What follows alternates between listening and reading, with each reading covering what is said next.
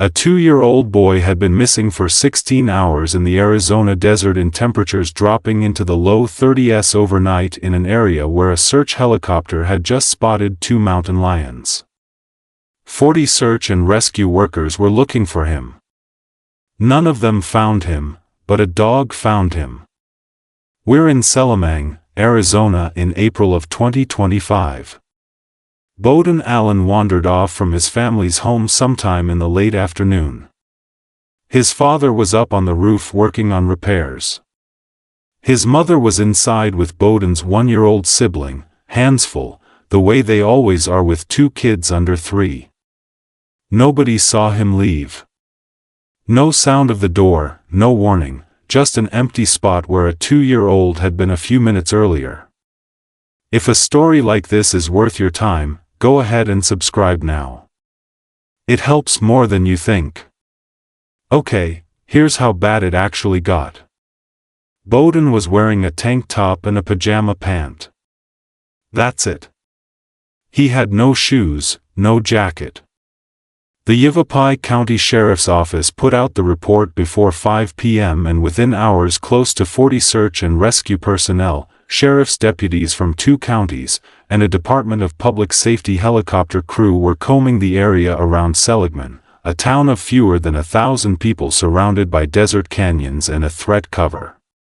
Family members drove in from wherever they could to help walk the fields themselves.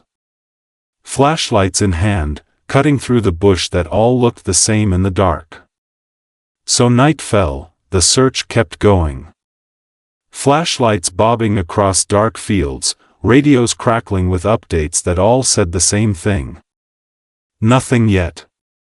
Nothing. Now the terrain out there isn't gentle. Boulder piles, canyons, dense trees in some stretches. All of it a genuine hazard for an adult, let alone a 2-year-old in a pajamas. Add in nighttime temperatures dropping into the low 30s, and you can do the math on how long a toddler could realistically survive out there. It started looking worse by every passing hour.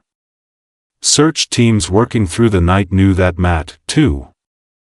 Even if nobody really said it out loud over the radio, everybody could do the math. Then the helicopter crew radioed something in that made an already frightening night considerably worse. 2 mountain lions spotted in the same search area moving through the same stretch of desert where searchers believed that the boy might be. I don't know how many of the people out there searching let themselves think about what that meant. Probably not many out loud at least. But it's the kind of detail that changes how everyone moves, how urgently they check every ditch and rock formation, how much faster the flashlight beam starts to sweep. Once that thought of the 2 mountain lions is sitting in the back of their minds. 16 hours passed. No sign of Bowden anywhere. About 7 miles from the Allens' house, a ranger named Scotty Dunton was getting ready to drive into town that morning, coffee in hand, listening to the radio where everybody already is talking about the search that had gone overnight. He of course had also heard about the missing child, the way most people in a town that size hears about everything before it's even officially announced. As he pulled down his driveway, he noticed his dog sitting near the entrance gate, calm, like nothing unusual was happening. And him sitting there wasn't unusual on its own. Buford often waited there. What was unusual was the small figure standing right next to him. A little boy, blonde hair in a tank top and pajama pant, standing calmly beside a 160-pound dog, like they'd known each other for years, like the entire night behind them had been nothing more than a long, strange walk. I knew it was him, Danton said later, describing that exact moment when he saw the boy with his dog. He hadn't even gotten a good look yet. He just knew. Danton's dog was named Buford, a 6-year-old Anatolian Pyrenees, a breed built for exactly this kind of land, bred for centuries to guard livestock against coyotes and mountain lions across this rough, remote terrain. Buford spent his nights patrolling roughly half a mile around the ranch, keeping predators off the property. Dunnan had really never once thought of him as anything other than a working guard dog. Good at his job, nothing more. Anatolian Pyrenees dogs aren't bred to attack or chase. And that distinction actually matters here. Their entire genetic purpose going back hundreds of years to shepherds in ancient Turkey is to protect, to bond with, and to guard whatever they consider part of their stock, their territory, their livestock, often without any training telling them to do so. It's instinct built into the breed over centuries of use. On exactly this kind of land against exactly these kinds of predators. A dog like Buford doesn't herd or chase the way a border collie might. He simply decides something is his to protect and then he protects it for as long as it takes. Dunn brought the boy inside, gave him food and water, let him calm down before asking any questions. The way you'd let any frightened kid settle in before pushing for details. He might not be even properly equipped to speak yet. Bowden was confused, dehydrated, a few scrapes on him, but otherwise okay. Okay, in a way that, given everything he'd been through overnight, generally surprised the people who examined him afterwards. Dunnan asked him gently if he had walked all night. No, the boy said. He had slept under a tree somewhere out in the horse pasture. Best Dunton could figure. Dunnan asked if the dog had found him. Yep, Bowden said, like it was the most obvious thing in the world. That was more or less the entire explanation anyone ever got. A 2-year-old's version of surviving 16 hours alone in the desert, delivered in about 4 words, like it hadn't occurred to him yet that this was something unusual. Dunn pieced together more of it afterwards, tracking footprints himself out of curiosity. But once things had calmed down, small footprints along Buford's much larger paw prints, running side by side through the dirt for stretch after stretch. Buford appeared to have picked the boy up at least a mile from where Dunn eventually found them together, likely much earlier than that. The trail went cold in rockier ground before that point. The dog had stayed with him the whole time through the cold, through the night, through whoever close those mountain lions actually got. We don't know. And then walked him the better part of 7 miles back toward the one place Buford knew was safe, his home. Nobody taught Boer to do that. Nobody sent him out looking. He was doing what an Anatolian Pyrenees dog should be doing and have been doing for their entire existence as a breed, protecting something small and vulnerable that needs protecting without waiting to be asked. Danton called in immediately. Word reached the sheriff's office and then search teams, then Bowden's parents who had spent the entire night not knowing whether their son was alive or dead. But Bowden was alive.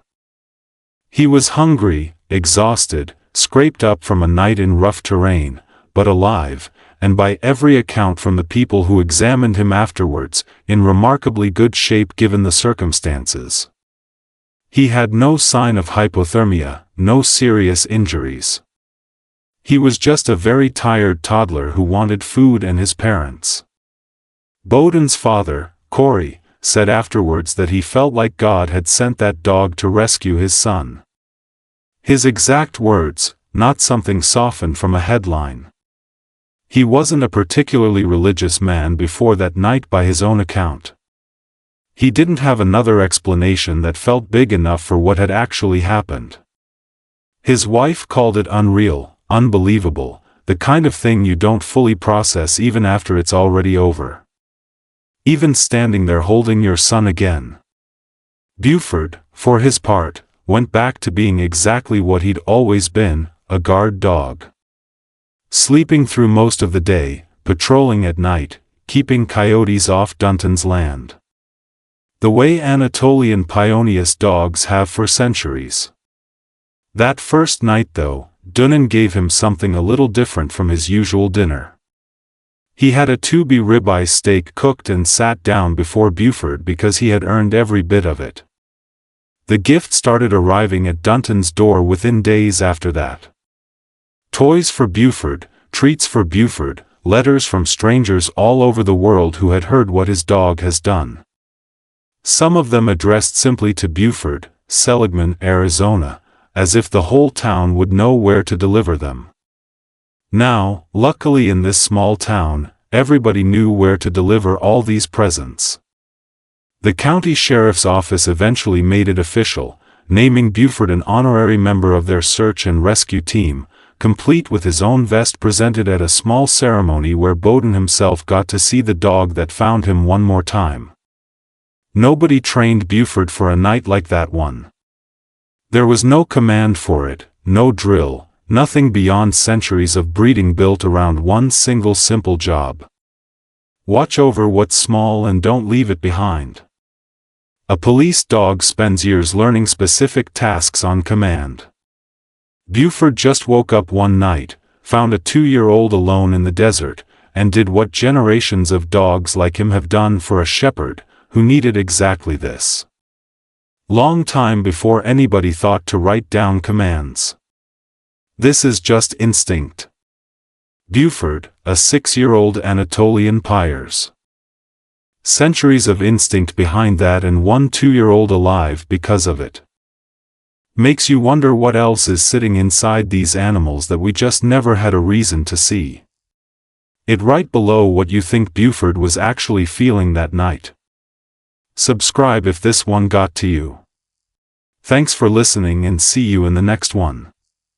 If you like our video, please subscribe to our YouTube channel and don't forget to press the bell icon so that the notification of our upcoming